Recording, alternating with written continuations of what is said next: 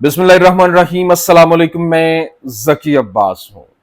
नाज़रीन, रात गए ईरान की जानिब से पूरे का पूरा मंजरनामा तब्दील करके रख दिया है।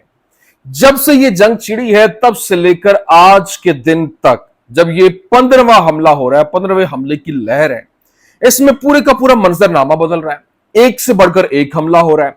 और रात गए ईरान की जानिब से इजरायली हैफा पोर्ट जो है उसी को उड़ा के रख दिया गया। और ना सिर्फ ये बल्कि सेंट्रल तल अवीव जो है वो निशाने पे था।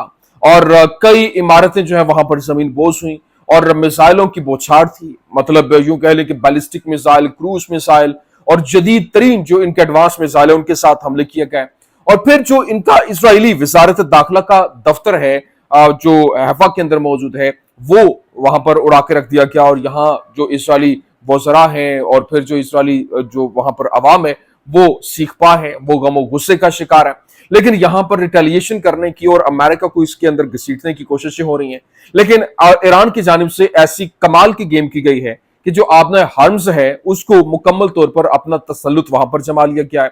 और अगर ईरान के ऊपर हमला होता है और अमेरिका इसके अंदर कूदता है तो ये पूरे का पूरा सिनेरियो जो है वो बदल जाएगा। लेकिन यहां पर अभी ईरान की जानिब से जो 3 बड़े हमले किए गए, रात गए जो 3 बड़े हमले हुए, हैफा के अंदर, सेंट्रल तल अवीव के अंदर और फिर दूसरी जानिब जो इजरायली वजारत दाखिला है उसका जो ऑफिस है वहां पर कैसे ये कार्रवाइयां लॉन्च की गई। और फिर जो मिसाइल, ऐसे मिसाइल लॉन्च किए गए कि वहां पर जो एक एक मिसाइल ने कई की बिल्डिंग्स को लपेट में लिया। और वो जहां पर गिरते थे वो गिरते वक्त मजीद वहां उनके अंदर से डिफरेंट और जो मिसाइल है वो निकलते थे, वो लॉन्च होते थे और वो एक बहुत बड़े पैमाने के ऊपर तबाही फैलाते थे।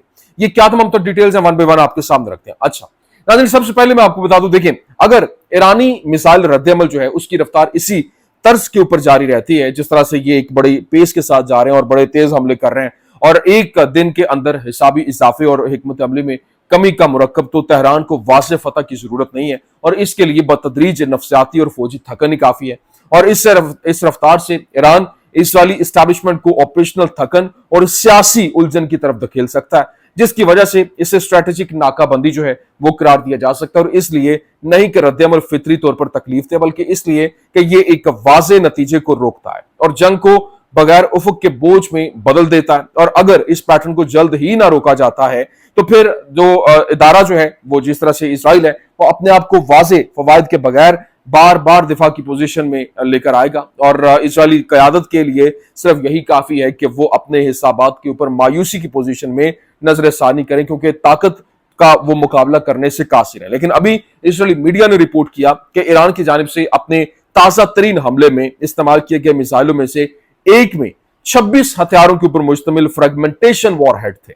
मतलब एक के अंदर एक मिसाइल है, उसके अंदर 26 वॉरहेड्स हैं, डिफरेंट फ्रेगमेंटेशंस हैं। वो डिफरेंट इलाकों को एक ही जगह पे जब आके गिरने लगते हैं तो वो मुतअद्दिद जो 26 के करीब इमारतें उनको वो अपनी लपेट में लेगा। लेकिन IRGC ने पेशगी इन इत्तेफाक के किया कि और उसके बाद बताया कि यहां पर हैफा में इसराइल के चैनल 14 के नशरियाती मरकज को सिजील 3 बैलिस्टिक मिसाइलों से निशाना बनाया गया, नूर न्यूज ने रिपोर्ट किया। फिर एक ईरानी शाहिद जो ड्रोन है 136, उसने गोलान के इलाके में रडार की तनसीब को निशाना बनाया।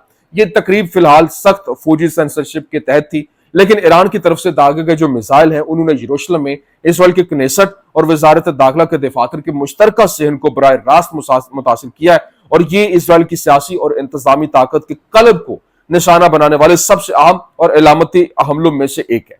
लेकिन ईरान ने मुबैना तौर पर जनूबी इसराइल के निगेव इलाके में एक केमिकल प्लांट को निशाना बनाया। और फिर चैनल 13 ने स्ट्राइक के बाद मुमकिना तौर पर जो चैनल 13 ने बताया कि स्ट्राइक के बाद जो मुमकिना तौर पर हम जो खतरनाक मवाद है वो वहां से लीक होने की वार्निंग जो है वो जारी कर दी गई है। लेकिन एक ऐसा मोमेंट जब सायरन जो है वो तल अवीव के अंदर बज रहे हैं और पूरे का पूरा मंजरनामा वहां पर बड़ी तेजी के साथ बदल रहा है। और फिर यहाँ पर जो तल अवीव के अंदर जब यह हमला हुआ रात को 3 बजे और सायरन बजना शुरू हुए तो मिलियंस जो पीपल थे, मिलियंस ऑफ पीपल जो है वो इसराइल के वो बॉम्ब शेल्टर के अंदर, पनाहगाहों के अंदर भागे। लेकिन मैसिव फायर एट द तल Aviv site during Iranian missile strike, मतलब वो वीडियोस जो है वो भी वायरल हो रही हैं। और इसके लिए मैं ये तमाम तर वीडियोस अपने व्हाट्सएप चैनल के ऊपर शेयर कर रहा हूँ, आप वहां पर जाकर ये वीडियोस देख भी सकते हैं, क्योंकि यहाँ पर हम डिस्प्ले नहीं कर सकते हैं।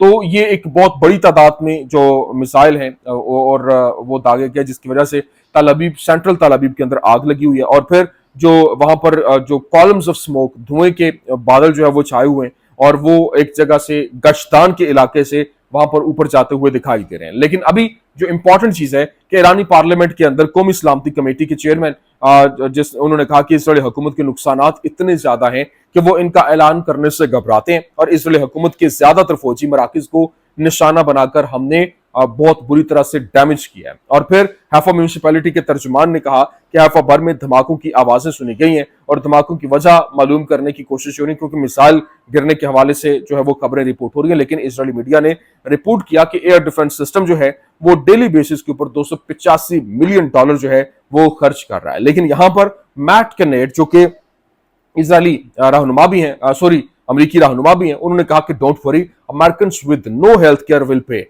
मतलब वो परेशान ना हो, अमेरिकन जो है उनके पास कोई हेल्थ केयर नहीं है, लेकिन इसके बावजूद वो पे करेंगे, क्योंकि यही तो उनकी पे करने के लिए बैठे हुए हैं। अभी इजराइल की जानिब से चैनल 12 ने रिपोर्ट किया और बताया कि तल अबीब ने ये नतीजा अखज किया कि ईरान हालिया दिनों में एक तवील जंग की तरफ जो है वो बढ़ रहा है, और यादोत आहरानोत ने बताया कि ईरान मुमकिन तौर पर इसराइल के हमलों से बाज आ जाएगा, और उसने पहले ही अपने फिजाई दिफाई निजाम को बहाल करना शुरू कर दिया है, जबकि तैयारा शिकन मिसाइलों की लॉन्चिंग के साथ ही ईरानी निगरानी दोबारा शुरू कर दी गई है। लेकिन अभी जो मार्सेक एक जो बहरी जहाज है, पूरी कंपनी है, उसने हैफा पोर्ट जो है, जब ये पूरी की पूरी पोर्ट है उसी को उड़ा कर रख दिया गया, तो वहां पर उसने अपना जहाज भेजने से इनकार कर दिया है। खबर क्या है? The world's largest shipping company, Maersk, has announced the suspension of all commercial shipping to Israel's Haifa port. मतलब जो इसराइल की हैफा पोर्ट है उसके अंदर जो कमर्शियल शिपिंग है वो मुकम्मल तौर पर रोक दी गई है, सस्पेंड कर दी गई है। उसका ऐलान कर दिया गया मार्सेक कंपनी ने। क्यों? ये तो दुनिया की सबसे बड़ी जो शिपिंग कंपनी है, लेकिन इसी ने बाकायदा हैफा पोर्ट पे अपने जहाज भेजने से इनकार कर दिया है। अभी ईरान के इस बयान के बाद कि अगर अमेरिका जंग में शामिल हुआ तो अपना हम जो है वो बंद कर देंगे। आपने हमसे एक दिन के अंदर गुजरने वाले जहाजों की सूरत हाल को अगर देखा जाए तो योमिया तकरीबन 70 से 100 तजारती जो तेल बरदार जहाज हैं, बहरी जहाज, वो यहां से गुजरते हैं, और ये दुनिया का सबसे मसरूफ और स्ट्रेटेजिक आबी रास्ता है, जिसके जरिए आलमी तेल का तकरीबन 20% सप्लाई जो है वो होता है। और इस रास्ते की बंदिश आलमी मईशत, तवानाई की कीमतों और जो खलीजी ममालिक की तजारत पर संगीन असर डाल सकती है। लेकिन अभी इसराइली फौजी एहलकार ने यादोत आहरानोत से कहा कि ईरान इसराइल के खिलाफ शुरू किए गए हमलों से बाज आएगा, लेकिन ईरान ने फिजाई दिफा के हवाले से जो बहाली शुरू कर दी, और हम सलाहियत की बहाली की कोशिशों की निगरानी कर रहे हैं कि वो कितनी तेजी के साथ रिकवर करते हुए हमें अंडर प्रेशर लाने की कोशिश कर रहा है। लेकिन स्काई न्यूज के साथ एक इंटरव्यू में रूसी सदारत तर्जुमान दिमित्री पेस्कोव ने कहा, ईरान में हुकूमत की तब्दीली की किसी भी बात की शदीद हम मजम्मत करते हैं और इसे नाकाबिल कबूल करार देते हैं, जबकि इसराइल ईरान के खिलाफ अपनी जंग जारी रखे हुए है।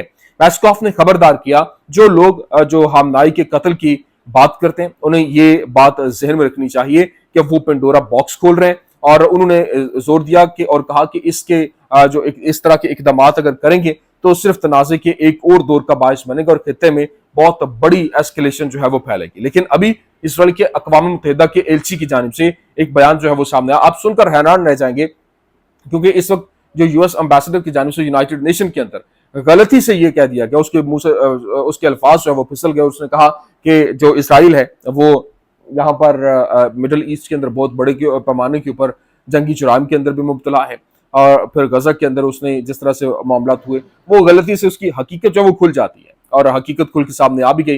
लेकिन इसराइल के अक़वाम मुत्तहिदा के एलची का बयान जो है उसने कहा कि हमने ईरान पर हमला नहीं किया। अक़वाम मुत्तहिदा में इसराइल के नुमाइंदे ने ईरान की जोहरी तनसीबात के जो और शहरी आबादी के खिलाफ हुकूमत की जारहियत का जवाब पेश करते हुए कहा कि इसराइल ने ईरान पर हमला नहीं किया बल्कि इसे रोकने की कोशिश की है, और ईरान ने मुबैना तौर पर नेतन्याहू और ट्रंप को कत्ल करने की कोशिश की और दुनिया भर के अंदर मुतअद्दिद इजरायलियों को कत्ल किया है, जबकि ईरान पूरी दुनिया के अंदर दहशत गर्दी के हवाले से माली मुआवनत करता है। हमारे सब्र का पैमाना लबरेज हो चुका है और कौंसिल को इस ईरानी फ्रेब को खत्म करना चाहिए। ईरान ने मुबैना तौर पर लाखों लोगों की खिदमत करने वाले अस्पताल पर मिसाइल दागा, और ईरान मुबैना तौर पर अपनी मिसाइल और बैलिस्टिक सलाहियतों की तैयारी जारी रखे हुए है। ये पूछे जाने पर कि क्या नेतन्याहू के बयानात के एक ईरान 2 हफ्तों में जोहरी हथियार हासिल कर लेगा और इस वजह से नापसी के मुकाम के ऊपर पहुंच गया है, तो दुरुस्त है। ग्रोसी ने कहा, जो IAEA का सरबराह है, उसने कहा कि हमें इन तारीखी सवालात से बहुत मोहतात रहना होगा। हम सबको याद है कि इराक असलहे से 45 मिनट की दूरी पर होने का क्या अफसोसनाक दावा हुआ। मतलब یہ کہا کیا کہ جی عراق جو ہے وہ ایٹمی ہتھیار بنانے جا رہا ہے اور 45 منٹ کے اندر اندر اس کے اوپر حملہ کر دیا گیا، تو وہ ہم نے سارے وہ دعوے بھی دیکھے لیکن وہ دعویٰ جھوٹا ثابت نکلا۔ لیکن ابھی اسرائیل پر حملے کے وقت جو ایٹم بام نہیں بنا رہا تھا، یہ بات آئی اے ای کے سربراہ رافیل گروسی نے لا نیکشن کو انٹرویو دیتے ہوئے کہی ہے، اور اس نے زور دیا ہے اور کہا ہے کہ ایجنسی کے پاس ایرانی جوہری پروگرام کو عسکری بنانے کا کوئی ثبوت نہیں ہے، اور ایران نے یورینیم کو 60% تک افزودہ کیا، لیکن اس کا مطلب یہ نہیں کہ اس نے بام بنا لیا ہے۔ لیکن ابھی جو ایرانی وزیر خارجہ عراقچی، انہوں نے کہا کہ ایران یورینیم کی افزودگی کبھی نہیں روکے گا، اور امریکہ کا یہ اقدام سفارتکاری کے ساتھ غداری تھا۔ ایرانی وزیر خارجہ نے این بی سی کو انٹرویو دیتے ہوئے کہا کہ اب ہم نہیں جانتے کہ ایرانیوں پر کیسے امریکیوں پر کیسے اعتماد کیا جائے، اور ایران کبھی بھی یورینیم کی افزودگی کو مکمل طور پر نہیں روکے گا۔ لیکن یہاں پر اس نے یہ بھی کہا کہ اسرائیل کو امریکہ کے ساتھ کسی بھی قسم کے مذاکرات سے پہلے اپنی جارحیت ختم کرنا ہوگی۔ آیا سفارتکاری اگلے 2 ہفتوں میں ایرانی جوہری مسئلے کا حل تلاش کرنے میں کامیاب ہوگی یا نہیں، اس کا انحصار امریکیوں پر ہے۔ آیا وہ متفقہ حل کے لیے عزم ظاہر کریں گے یا ان کے پاس کوئی اور منصوبہ ہے اور وہ ایران پر حملہ کرنا چاہتے ہیں؟